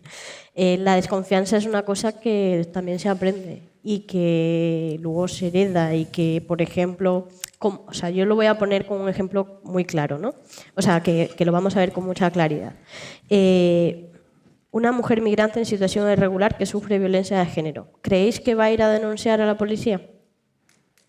Bueno, pues, como este ejemplo, es que pues tampoco el resto de instituciones han hecho. Por eso a mí el enfoque de hay que integrarnos me molesta especialmente porque, o sea, primero analicemos a ver cómo estamos haciendo las cosas y luego lo último que decía sobre cuesta que vengan a participar. Primero hay un problema de participación general. No es solo de los migrantes, es general. No es solo de la población joven, es de todo. Y este país arrastra alertas internacionales en materia de falta de educación en participación desde hace 10 años por organismos internacionales. Entonces también por dimensionarlo, ¿vale? Para que no pongamos el foco en el problema particular, lo hagamos general, porque si no, no vamos a ser capaces de encontrar soluciones. Y lo otro, por ser más prácticos, ¿cómo le damos la vuelta a esto desde lo concreto? La compañera daba unos ejemplos, ¿no? Si no vemos a gente como nosotros en los espacios. Por eso es tan importante que esté Vladimir, que esté la mesa de convivencia, que en los concejales pues haya más diversidad y así que en todos los espacios se vaya integrando, que en todos los espacios son todos los espacios, las asociaciones de vecinos, el espacio cultural y que no sea, porque esta es otra cuestión, esta es una cuestión en la que se suele caer con bastante frecuencia y es que traemos al migrante a hablar de cosas de migrantes solo. Como si los migrantes no supiesen hacer otras cosas que no sean hablar de cosas de migrantes, ¿vale? Entonces, pequeñas cosas que se puede ir haciendo desde lo local y además lo local, a mí que empecé con la política local, es una cosa maravillosa porque tiene mayor capacidad de transformación directa desde nuestros barrios y municipios. Es en todas las cosas que hagáis, no os olvidéis que esas comunidades son también de aquí y que puedan participar en pie de igualdad, empezando por una cuestión tan que puede parecer no estructural, pero que es importante en el ámbito festivo lúdico, en las fiestas locales del pueblo. Hay un montón de entidades, de asociaciones, de nacionalidades que estén también en ese día. No nos saquemos a pasear a la gente con sus bailes y con sus ropas el 12 de octubre. Integrémosla en las fiestas de nuestros pueblos y con un elemento que también decía Lucía antes, que es muy útil y a nosotros nos ha servido bastante en el Consejo, las comidas interregionales, internacionales y demás. El elemento de comida vincula mucho a la comunidad, une. O sea, el hecho de que cada comunidad pueda traer su comida y hacer un espacio comunitario donde el típico traje de toda la vida, pero organizado, y obviamente para eso estarán también las autoridades municipales para vigilar que todo está conforme sanidad y todo esto, pero creo que hay cosas desde lo más cotidiano que se puede ir haciendo para ir transformando eso, porque es muy difícil que la gente se acerque a los lugares si no se siente parte de los lugares. Entonces, por eso, otra cuestión que solemos hacer nosotros para acercarnos a las poblaciones es ir a esas comunidades, ir con la asociación de la compañera, ir con la asociación de los otros compañeros, porque ellos ya tienen a la gente. Entonces, ese ejercicio también mutuo de acercamiento es necesario como paso intermedio, hasta que efectivamente ellos ya no sientan ese espacio como hostil y se acerquen a participar en pie de igualdad. Pero el camino para recorrer eso es largo, no va a pasar de la noche a la mañana y creo que desde muchos espacios se pueden ir dando pasos en este sentido, sin obviar, obviamente, cuestiones más estructurales, pero el problema es que, por ejemplo, hay otros ámbitos de competencias que son a nivel estatal, por ejemplo, que mientras no avancen no podemos supeditar lo local. Por eso yo siempre animo a seguir haciendo en el ámbito local y empujar los cambios estructurales también. Yo, por supuesto, creo que tiene que haber gente en todos los lados, como dice ella, pero le tengo muchísimo miedo a la instrumentalización por parte de los partidos políticos, por parte de las ONGs, por parte de los medios de comunicación, por parte de la publicidad. Siempre digo que lo que no está bien es hacer el Benetton. O sea, no se trata de incorporar cuerpos, porque con eso no basta. Y, por ejemplo, lo de las semanas culturales, la gastronomía y tal, a mí me parece un punto de partida, pero no debemos quedarnos tampoco ahí, porque lo veo esto, como cuando se habla de África, por ejemplo, en los colegios, semana cultural, y llevan no sé qué, los niños se disfrazan de africano, eso es terrible, porque ser africano no es un disfraz. O sea, entonces, no basta con eso. Para mí es un punto de partida, pero no puede ser el horizonte único, ¿no? A partir de ahí caminar y entender que además de incorporar cuerpos se tienen que incorporar puntos de vista, pensamientos, perspectivas, aunque duelan, porque ella lo ha comentado antes, al final nos han enseñado que ser racista es algo muy malo, por tanto nadie quiere serlo, pero tampoco nadie sabe exactamente qué es el racismo. En general en España pensamos que racismo es Estados Unidos y George Floyd, o que te maten, ¿no? Aquí, ya está. Pero no sabemos cómo se vertebra aquí, cómo opera, cómo tiene unos pilares súper sólidos, como son los medios de comunicación, el sistema educativo también, o, por ejemplo, pues antes no lo he comentado, pero las identificaciones por perfil racial, que también lo son. Entonces, precisamente por eso a mí me parece súper importante que sí, por supuesto, cuerpos en todos los lados, pero voy a poner un ejemplo. Recuerdo que me llamaron el año pasado, mira, estaba con Francisco, el anterior, en Málaga, y me llaman de una organización LGTBIQ+, el día antes del orgullo para que participe. Y yo soy hetera. O sea, ahí fue no tenemos a nadie en la mesa de debate que no sea blanco. ¿Tienes el teléfono de alguna negra? Yo tengo uno. Venga, vamos a llamar a esta, aunque sea hetero. Eso no puede ser. Eso no se hace, ¿vale? Eso no puede ser. También me han llamado el día 7 de marzo. Pues por lo mismo, ¿no? De repente se dan cuenta de que no tienen a ninguna persona no blanca y es más un temor a que les acusen de no ser diversos, etc., que una convicción real. Porque si tú tienes una convicción real, tú ya cuentas en tu agenda, ¿no? Con gente y tú ya tienes clarísimo cuando se están organizando esas mesas. Jolín, que yo soy periodista, que yo sé que se cierran las cosas con anterioridad, ¿no? Tú ya tienes pensado contar con determinadas personas, etcétera, etcétera. Entonces, cuidado también con el Benetton. Y precisamente por eso, por esa instrumentalización, yo huyo mucho de la narrativa de la anécdota. Puedo contar de vez en cuando. Creo que las anécdotas son útiles para aterrizar conceptos muy grandes, para aterrizar las cifras, ¿no? pero siempre por delante de las cifras, porque si nos quedamos con lo anecdótico, al final yo digo, a mí me ha pasado esto y otra persona me dirá, pues yo tengo un amigo negro y no le ha pasado y ya está, y se acaba la discusión, ¿no? Pero va mucho más allá. Las anécdotas, como he comentado antes, no son sino los flecos de un sistema que está muchísimo más arriba.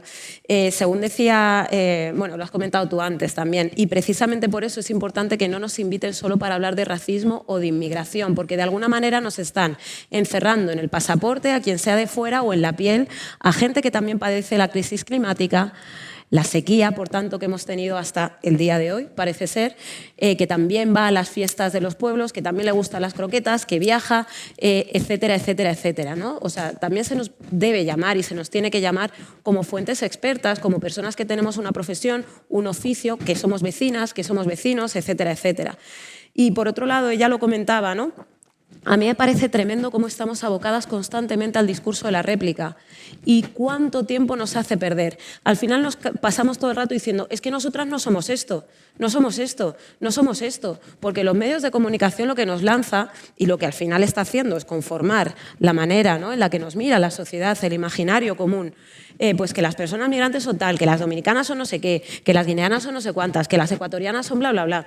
Entonces, el discurso de la réplica nos arrebata la agenda propia, ¿no? Nos quita camino por recorrer, nos quita incluso pensamiento, debate entre nosotras. Y es completamente pernicioso, nos hace perder muchísimo tiempo, pero por otro lado es inevitable. Y bueno, pues esto, ¿no? Que yo creo que nadie cree que le haga falta formarse en términos de antirracismo y contra la xenofobia porque nadie quiere ser racista. Y sin embargo el racismo es una cosa que vivimos incluso en el seno de las propias familias, cuando tenemos familias mixtas. Y es gente que te quiere con toda su alma, pero al final es lo que ha dicho ella. No sé, a ver, hay gente que sí, ¿no? Hay gente del partido de las tres letras que por supuesto que es racista deliberadamente y más malos que un dolor, ok. Pero más allá de estas personas, en general, lo que yo cuento siempre es que somos como bolitas de barro. Tú naces como una bolita de arcilla, luego los diferentes sistemas de opresión te van esculpiendo y te convierten en machista o tienes machismo interiorizado, en capacitista, en homófoba, en racista. Y a veces es por lo que te cuentan, pero otras veces por omisión, también por todo lo que no te cuentan. Entonces, una vez entendamos esto, también estaremos más dispuestas a escuchar otros testimonios, otros saberes, otros conocimientos que nos van a ir despojando de esas capas, que nos van a devolver esa forma roma, ¿no?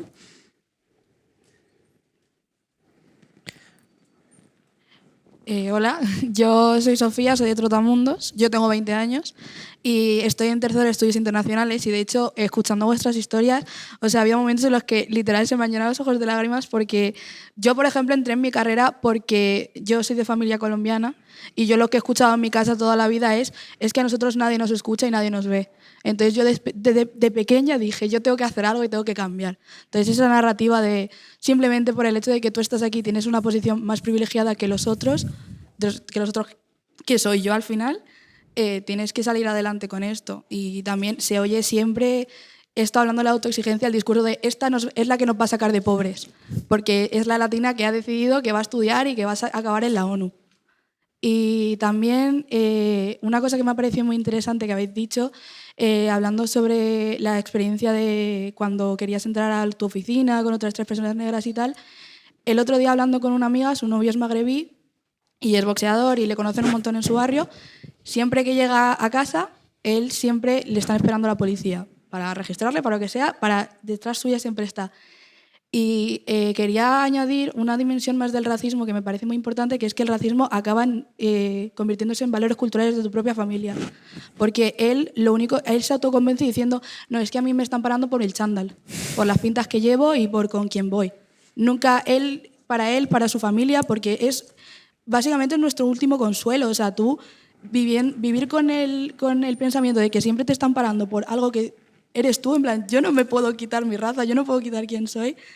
Es algo muy doloroso de llevar, que lo habéis hablado antes, entonces pues eso me gustaría añadir esta dimensión más familiar del racismo que acaba siendo pues una posición muy contradictoria, porque es como yo me estoy dando cuenta de que lo que estoy inculcando a mi familia está mal, pero también tengo este afán de proteger a mi familia y de protegerles y que sean conscientes de lo que está pasando.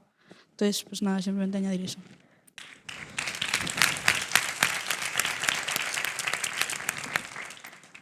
Hay datos, hay un estudio de la Universidad de Granada junto a la Asociación Pro Derechos Humanos de Andalucía, que se llevó a cabo en la estación de autobuses de Granada, y determinaron que paraban 42 veces más a hombres negros para pedirles la documentación que a hombres blancos. Y digo hombres porque efectivamente también hay un racismo de género, ¿no? Y a las mujeres suelen pararnos menos que a los hombres, también está esa percepción de la peligrosidad, etcétera, etcétera. Y tenemos que manejar estos datos porque efectivamente incurrimos mucho en el endorracismo a veces, ¿no? Al final la sociedad nos lleva a querer ser el inmigrante perfecto, el que trepa por unos balcones, como vimos al de Francia, para salvar a un niño. Y ahí sí, no sé si os acordáis que dijeron, bueno, pues le vamos a dar la nacionalidad, que es muy fuerte que tengas que ser Spider-Man para que te den la nacionalidad, por todo lo que conlleva tener la nacionalidad, ¿no? La ciudadanía, tener una serie de derechos. Aquí ha pasado también el que se tiró a la ría de ahí en Bilbao, salvó a una persona y 3/4 de lo mismo. Venga, vamos a darle la nacionalidad. Eso de alguna manera está súper inoculado en nosotras también, ¿no? Esto de tengo que ser la vecina que saluda a todo el mundo. Yo lo veo con mis amigas de toda la vida. Yo tengo mis amigas de Alcorcón de siempre, una de ellas desde los 9 años, que fue cuando nos mudamos a donde viven ahora mis padres. Ella no saludaba a nadie. Yo a todo el mundo, buenas tardes, buenas tardes, buenas tardes. Te sujeto la puerta, te sujeto la puerta. Ah, espera, te ayudo con las bolsas, te ayudo con las bolsas. Y es un poco lo mismo que pasaba en el cole. Sí. Tienes que ser perfecta para ser normal, para deshacer el estereotipo. Y no es justo de ninguna de las maneras, ¿no? Entonces, precisamente por eso lo que comentaba antes, tenemos que tener estos ejercicios de pensarnos entre nosotras también, ¿no? Y saber por qué hacemos lo que hacemos. Y luego ya a partir de ahí, pues si queremos seguir haciéndolo está bien. Pero reconocer ese endorracismo, que no solo es doloroso reconocer el racismo, sino el endorracismo, lo que llevamos dentro, ¿no? Los complejos que podemos tener precisamente por crecer donde crecemos. Sí, bueno, buenas tardes. Muchas gracias por vuestras intervenciones. Bueno, yo diría que creo que soy de la primera generación de migrantes y bueno, si vosotros lo habéis pasado mal, desde luego nosotros lo pasamos peor, como os consta, y nos hemos tenido que ir adaptando. Los temas que habéis tocado antes los he estado subrayando, pero los habéis ido aclarando. Yo es que llevo toda la vida luchando contra estos estereotipos. También es verdad que no se puede poner a una persona en un puesto en el que no valga. O sea, no se puede coger un negro, como está diciendo Lucía, para ponerle en un sitio solamente para que figure. Yo creo que las personas tienen que tener un mérito para poder estar. Pero ¿cómo se puede pasar? Porque me imagino que las personas que gobiernan este país, que son bastante más jóvenes que yo actualmente, yo he conocido a la generación de... Empecé en el año 1982, la gente que gobernaba en el 82 tiene la misma edad que tengo yo ahora. Entonces me pregunto cómo se puede pasar de lo que estamos hablando aquí a que las personas que gobiernan este país se den cuenta de esta realidad. Porque supongo que la conocen suficiente. Porque los que vinimos aquí en los años 70 les hemos ido informando de nuestras dificultades y nos conocen y saben que esto existe. En segundo lugar, ¿qué se puede hacer para que, también es verdad que ahora mismo estamos hablando, 3 o 4 personas que hemos hablado somos migrantes, ¿no? Yo no he escuchado a ninguna persona, a ninguna de los compañeros que participe. Entonces a mí también me gustaría saber cuál es su punto de vista, porque es que yo creo que el problema nos afecta a nosotros, ¿no? Pero también les afecta a ellos y los cambios también deberán nacer también con ellos, con un cambio de mentalidad y unas facilidades. No sé si sería. Yo nunca he pedido facilidades, a mí nunca me han dado ni una beca, nos lo hemos tenido que curar, la primera generación sobre todo, que la gente no se sentaba junto a nosotros en los autobuses. Yo lo he vivido, pero bueno, la verdad es que las cosas han cambiado mucho. Ahora hay un montón de negros y todo el mundo sabe lo que es un negro. Pero es que antes no, es verdad. Porque en el año 75 éramos una novedad. Cuando se veía un negro en la Gran Vía, pues era una novedad. Pero yo lo que quería saber es cómo se puede pasar cuál es el tratamiento que se tiene que dar a esta situación que ya lleva, por lo menos desde los años 70, yo la estoy viviendo hasta hoy.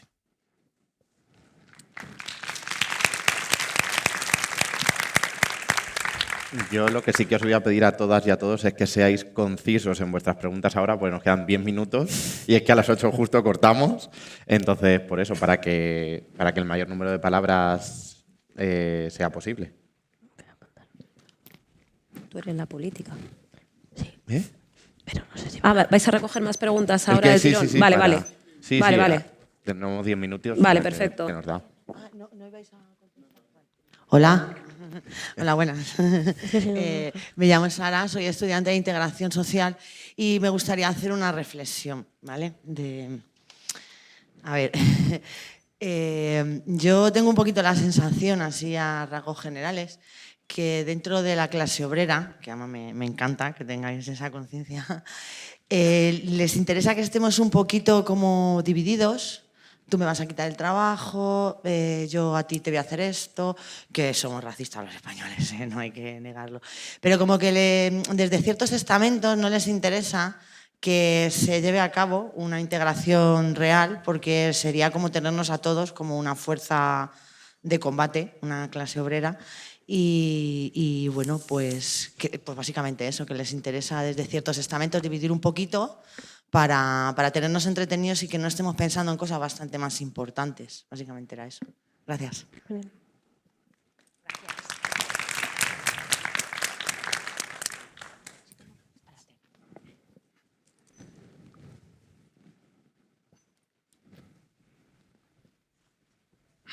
Hola, buenas. Yo soy Alberto Sam, soy miembro de la Asociación Sociocultural PUPI. Y bueno, yo tenía una pregunta más bien, bueno, en realidad es una pregunta que me llevo haciendo desde hace mucho tiempo, desde hace muchos años. Bueno, yo soy del 94, es decir, de la primera o segunda generación de hijos de migrantes nacidos en España. Y bueno, mi experiencia, la verdad es que yo antes vivía en Villaverde Alto, hasta los 6 años me mudé aquí a Fuenlabrada. Y claro, pues yo viví ciertas situaciones en el colegio, tanto en el colegio como en la calle, en la que me hicieron abrir los ojos de tal manera en la que me di cuenta de que, oye, escucha, que tú no eres como ellos, tú eres diferente, que eres negro.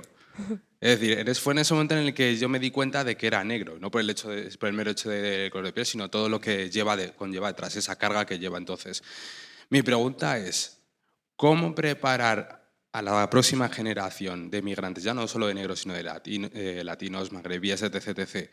Porque claro, a nosotros, hablo de mi caso, no me prepararon. Simplemente me dijeron, bueno, tú no hagas caso, tú estudia y ya está, no sé qué. Pero claro, digo, pero vamos a ver, sí estudio, pero si yo paso este tipo de cosas, pues entonces, o sea, ¿qué tengo que hacer? ¿Callarme?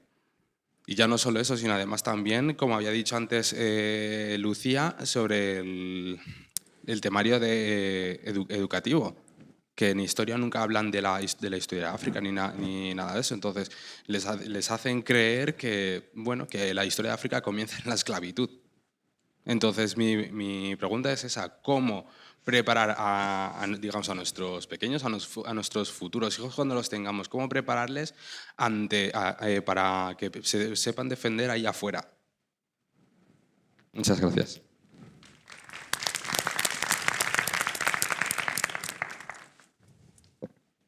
Responder, si queréis, o recogemos todas las preguntas y respondéis al final. Vale, pues si queréis recoger las preguntas que haya por aquí o por ahí, no sé dónde está el micro, y ya respondemos a todas. Yo tengo, unas cuantas preguntas. Una es sobre el techo de cristal blanco que creéis que depara para las mujeres racializadas. Otra sería el racismo policial, los CIES y el tema de los MENAs en Hortaleza. No sé si estáis informados sobre lo que pasó hace unos años. Yo soy del norte de Madrid. Muy heavy, muy fuerte, muy fuerte. Hay mucho racismo en ese aspecto. Y luego una pregunta sobre... en Estados Unidos, por ejemplo, existe el mes de la historia negra.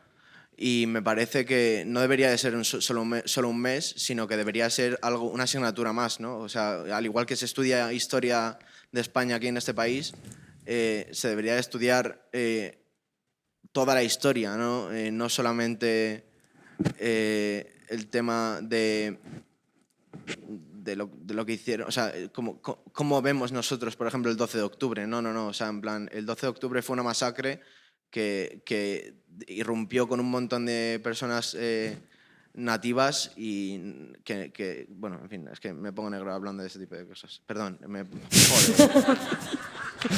Soy imbécil, disculpadme. Perdón, lo siento muchísimo. Es aprendido, no te preocupes. O sea, Si era lo que estábamos hablando. Es una mesa veras. para estar de tranquis, Sí. no para juzgarnos. Este es un espacio seguro de verdad. Pero me hierve la sangre, es lo que quería expresar. A partir de ahora sí, mejor. Sí, mejor, ¿verdad? Disculpadme.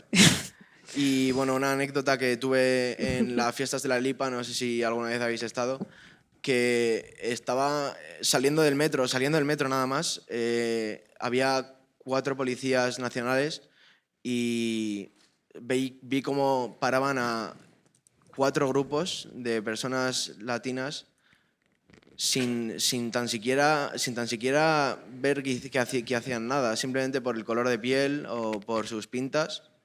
Como estáis hablando antes de creo que es la endogamia, no es endogamia, perdón. Las identificaciones por perfil racial. Sí, efectivamente, perdóname. Y me parece impresionante cómo yo estaba al lado de ellos, no me pararon hasta que me vieron más pegado hacia ellos, intentando hablar con ellos y preguntarles qué es lo que estaba pasando. Hasta ese momento no me preguntaron, oye, ¿tú vas con ellos? Deberías darnos el DNI si vas con ellos. Y yo les dije, no voy con ellos, pero ¿quieren que les dé el DNI? ¿De veras? Yo se lo doy encantado. Y eso es todo, simplemente.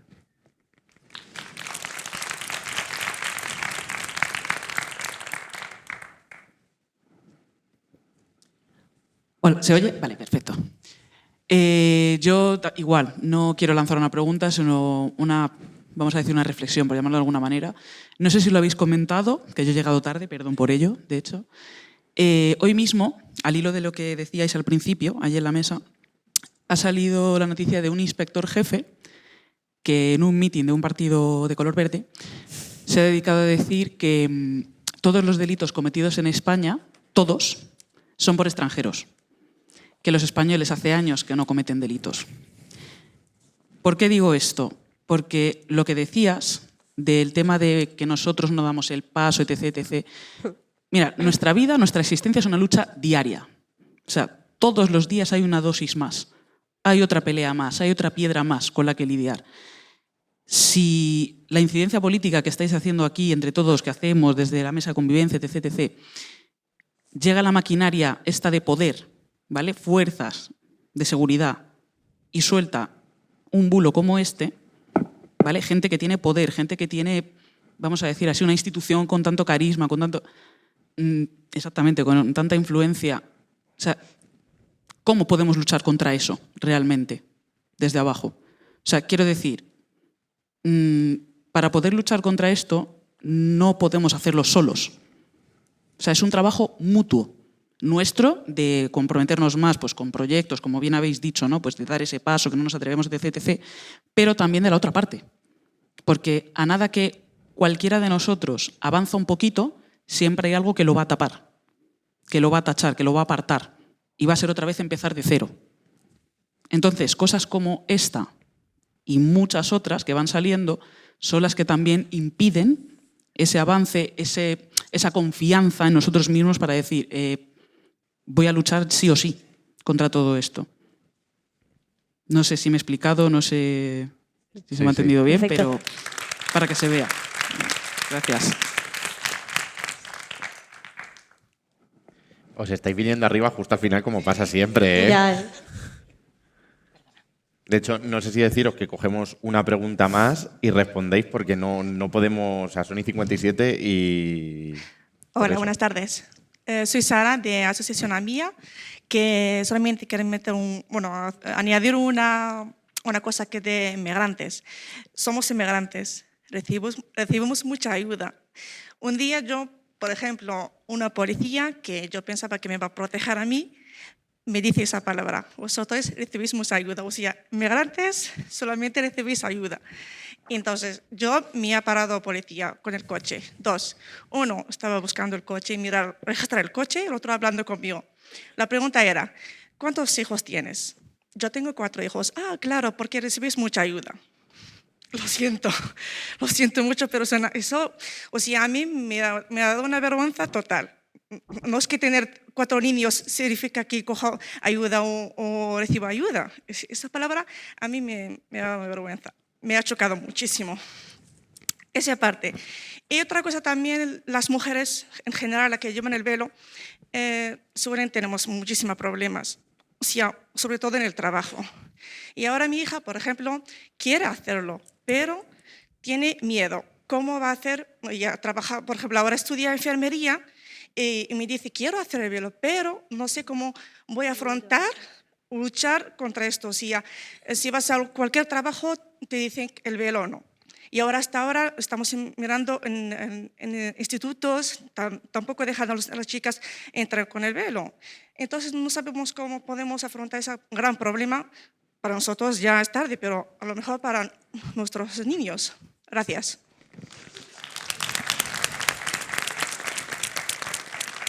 Solo voy a añadir una cosa más, muy pequeña. A lo que ha contado mi compañera, lo que ha referente a lo que ha contado la chica, dice que una inmigrante baja el nivel del académico de la clase. Lo que nos pasa a nosotros, yo tengo una niña de 6 años, va a pasar a la primaria. Esos niños del 2016 son niños de la pandemia, o sea, casi no han dado una educación infantil normal. O sea, hay un nivel muy bajo. Y la primera cosa que te cuenta la profesora no es que te pregunta cómo habláis con los niños en casa, sino directamente, tenés que hablar en castellano en casa. Digo, ¿y tú cómo sabes que no estoy hablando en castellano en casa? Es que no te preguntas, sino te dirán que hay que hablar con los niños. Y lo meten todo en clase de apoyo por ser el marroquí que no habla en casa en castellano. Si os parece, contestamos a estas preguntas y si vemos que tenemos unos minutos más porque no han terminado las otras mesas, recogemos más. Vale, voy a darle con un par de cosas y le dejo a Lucía para que le dé también ella. Antes decía que España no había hecho ese proceso de reconocimiento de pues el racismo como un problema estructural y que, por tanto, hay que poner herramientas sobre la mesa. Y un esfuerzo que está haciendo, por ejemplo, Rita Osao, que es la directora general de Igualdad de Trato y No Discriminación, Diversidad Étnico-Racial, es poner sobre la mesa una consulta pública para tener una ley contra el racismo y las formas conexas de discriminación. Y esto realmente sería un hito en este país porque no existe todavía esa ley, no existe todavía eso, y como ese tampoco tenemos datos de ni siquiera la composición de la población migrante racializada, no hay datos. Y lo que decía Lucía, sin datos no conocemos la realidad. Si no conocemos la realidad es imposible trabajar sobre ella. Y vinculándolo a otra cosa que decía por ahí el compañero sobre los techos de cristal de las compañeras, los techos de cristal lo rompen una serie de mujeres y esos cristales forman parte del suelo pegajoso que los limpian las mujeres migrantes. Entonces, sobre esa base de desigualdad es que se sostienen algunos avances y por eso es que es importante la ratificación del convenio 189 de la OIT que repara una cuestión de injusticia, bueno, que esto no lo digo solamente yo como una cuestión de convicción, sino que es un fallo de la justicia europea que califica de discriminatorio que las mujeres empleadas del hogar no puedan acceder a la prestación por desempleo, ¿no? Este tipo de cuestiones lo que pone sobre la mesa es que ese racismo que estamos diciendo que opera en cada dimensión de nuestra vida, en la dimensión simbólica, en la dimensión para acceder a la vivienda, el racismo está ahí, en el ámbito educativo, en el formativo, en cualquiera. Las paradas de perfil étnico, por supuesto, lo estructural ya ni hablemos, las leyes de inmigración, eso es lo más criminal que existe. Todo esto al final nos atraviesa toda la vida, en todas las fases. Pero la existencia de este tipo de cuestiones, o por ejemplo el tema de que las personas irregulares estén haciendo una cantidad de trabajo súper importantísimo para que el país se sostenga, no tengan ningún tipo de derechos. Y a eso justo que decían que los que solo recibimos ayudas, hay un dato que desmiente totalmente eso, y es que nosotros aportamos mucho más de lo que el país invierte en nosotros en prestaciones y ayudas sociales. Es decir, es un bulo y está usted mintiendo. No es así, no es verdad. Y como esto, otra serie de cuestiones que fomentan que se cree un imaginario que justifique que la vida de los migrantes valen menos, que la vida de las personas racializadas valgan menos. Y por eso se puede tolerar y se puede permitir cualquier cosa. Y en ese escenario, compañeras, ¿cómo nos vamos a flagelar a nosotras con las estrategias de supervivencia que podamos adoptar en un contexto de hostilidad y resistencia? Que es lo que mayoritariamente hacemos. Cuando le dices a los tuyos que se vistan de determinada forma o que tengan cuidado con determinados contextos y escenarios, porque estamos en un ejercicio de supervivencia. Y lo que decía el compa, ya lo dejo para que Lucía pueda profundizar, ¿cómo resolver esto en futuras generaciones? Primero hay que hablar de que esto es racismo y que nos pasa a todas. No nos pasa por ser Marga, por ser Lucía, por ser Juan, por ser Tomás. Nos pasa porque existe un sistema racista y no es culpable esa persona del racismo que recibe. Entonces yo creo que esto se está haciendo bastante, el movimiento antirracista se está organizando, de hecho ahí os animo a integrar a toda la gente que podáis, y también está siendo un ejercicio de producción súper bonito, cultural, y que para mí es un punto de inflexión, porque vernos reflejadas en los libros, en el poemario de Jason o en el libro de La hija del camino de Lucía, es muy importante, porque esa ausencia de referentes o ese borrado de la historia empieza de alguna forma a repararse por las historias que cuenta nuestra propia gente. Yo creo que eso también es bastante importante y ya lo dejo para que tenga un par de minutos también para hablar. A ver, es que son un montón de preguntas con respecto a la pregunta, ¿no? Pues que ya son varias generaciones. Es que además hablamos de primera generación de guineanos, ¿no? Que al final, por ser provincia española y haber sido colonia, pues probablemente fueron los primeros, pero es que encima, como hay un borrado de la historia, o sea, las ciudades con más personas negras de Europa durante la Edad Moderna estaban en la península ibérica. Una era Lisboa y la otra era Sevilla y Cádiz. En Cádiz un 20% de la población eran personas negras. El flamenco, ese buque insignia de la españolidad, es el producto de la mezcla de personas gitanas, de personas blancas pobres, amazic, árabes y personas negras que estaban en esa Sevilla, la que llamaban la ciudad ajedrez, precisamente por la cantidad de gente negra que había, ¿no?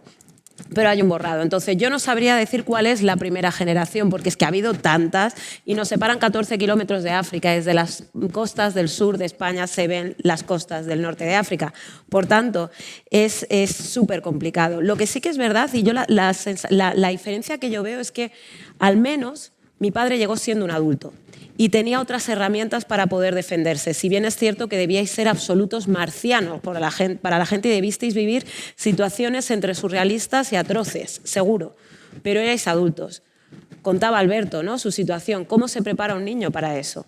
Porque primero, que muchas veces cuando eres pequeña tú no cuentas en tu casa lo que te ha sucedido porque entiendes que forma parte del mundo de los pequeños y ya está. Y tú te callas y empiezas a verbalizar cuando ya has cumplido más años, cuando ya te has comido con patatas ciertas cosas, ¿no?, cuando ya has tenido vivencias duras. Entonces, ahora sí que está pasando. Yo tengo amigas que ya son madres, que tienen hijas de 15, 10, 9 años, y que como ellas ya lo han vivido, ya han ido a estos colegios en España, ya las han llamado conguito en el colegio y a sus hijos les está pasando exactamente lo mismo, pues ellas sí que pues tienen digamos, como una estrategia personal. Sin embargo, no podemos quedarnos aquí. Efectivamente, ya basta, ¿no? O sea, a veces tendréis la sensación de estar en un frontón, hablar y que rebote constantemente. Ya está bien, porque efectivamente el movimiento antirracista no es nuevo para nada. Se articuló primero a través de las asociaciones y la asociación Bubi es una de las más antiguas del Estado español, ¿no?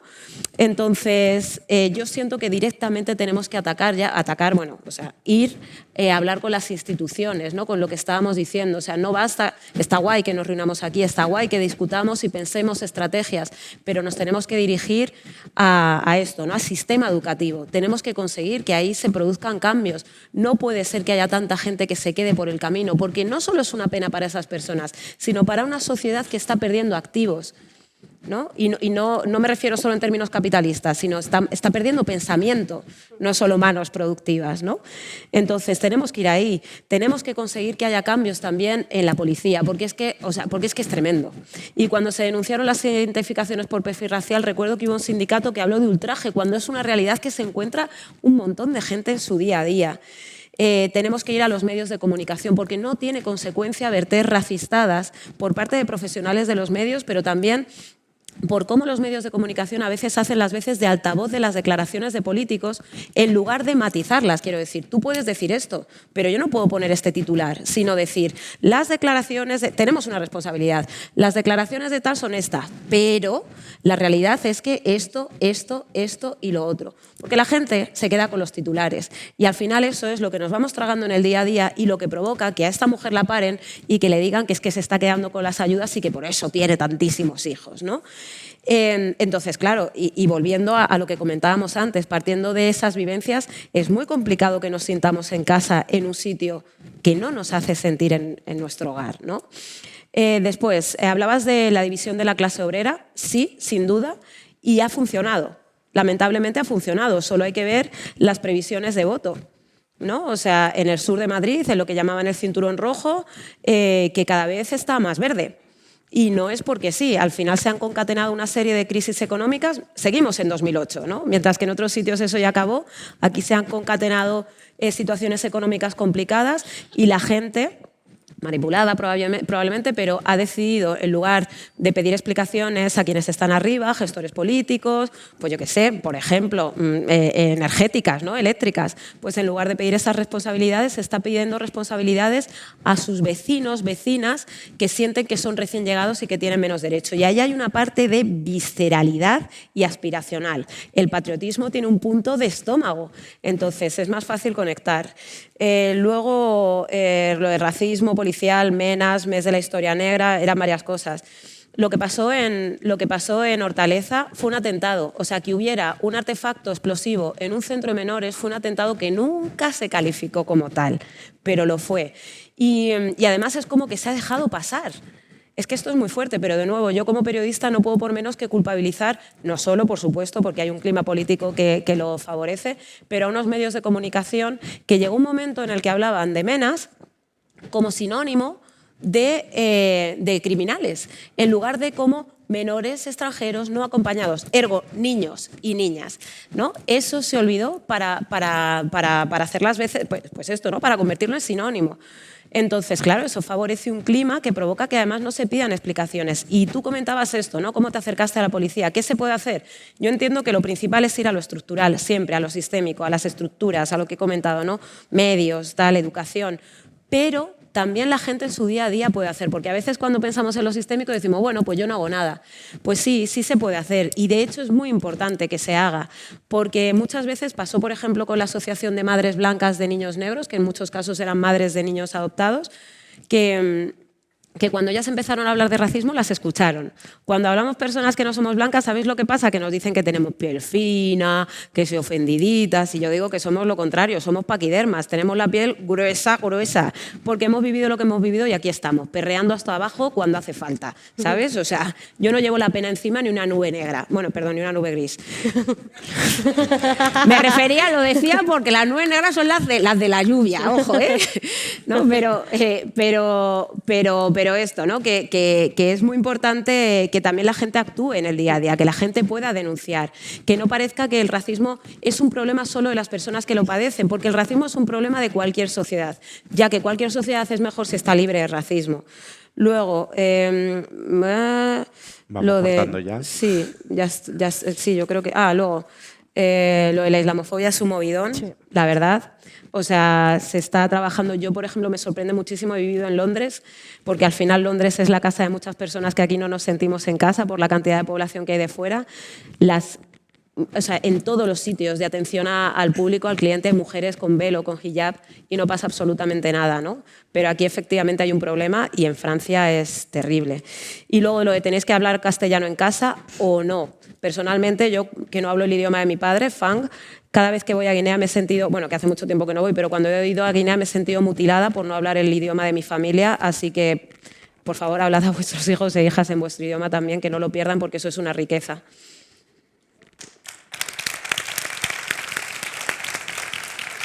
Pues muchas gracias a todas y a todos por vuestra participación. Nos vamos a quedar aquí en este espacio. Antes de terminar, yo voy a hacer un apunte.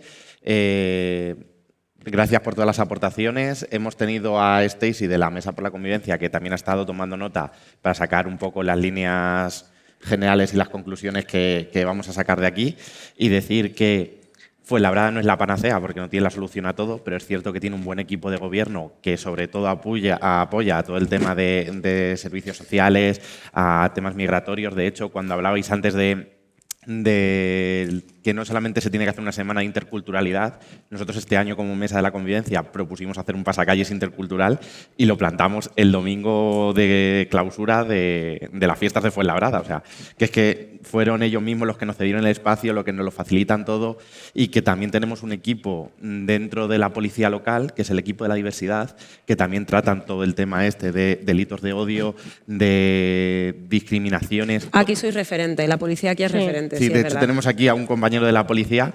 Así que, está bien, ¿eh? Sí, claro. Que cunda el ejemplo. Sí, nos consta tu labor, la conocemos. O sea que, de todas formas, después vamos a tener un ágape, entonces también vamos a tener un momento ahí de distensión para que podamos compartir entre todas y todos experiencias en un espacio más abierto, y que pues un año más se nos ha quedado corto un poco el tema del debate y el tiempo del debate porque creemos que esto al final, o sea, al principio nos cuesta mucho, pero al final todo el mundo quiere hablar y aportar. Entonces, pues siempre lanzaros al principio, pues si no luego os quedáis con las ganas. Así que muchas gracias a todas y a todos y nos quedamos aquí. Gracias.